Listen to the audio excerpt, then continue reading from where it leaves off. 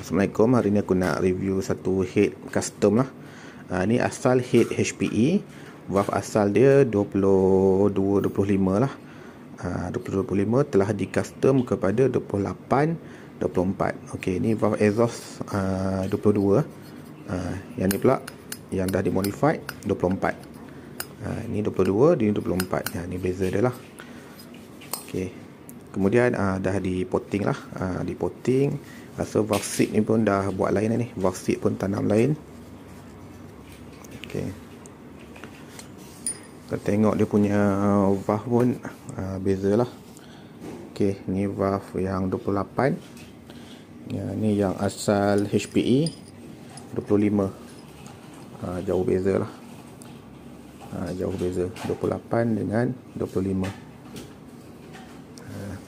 Ini 22, 24, 28. Okey, kalau kita masuk valve yang 25 ni dekat sini, tengok apa yang berlaku. Oh, masuk dalam terus.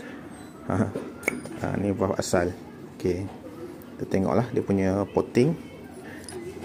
Okey. Memang rapat.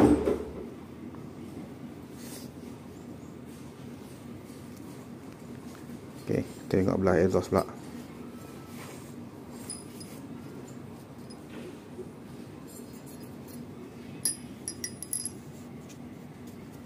Okey, ni belah exhaust. Okey, pun dah dipotting. Okey, dah tukarlah dia punya valve seat semua dah ditukar. Kos berapa hanya owner saja yang tahu. Aku share je. Kos berapa hanya owner saja yang tahu.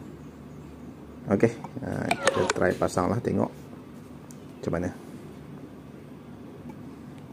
Kita tengok valve pun sama panjang lah. Ni valve 28, ni valve 25. Okey, sama panjang. Okey, aku difahamkan valve ni guna Kawasaki ni. Valve Kawasaki apa aku tak tahu. Ni valve HPE lah. Diameter sama.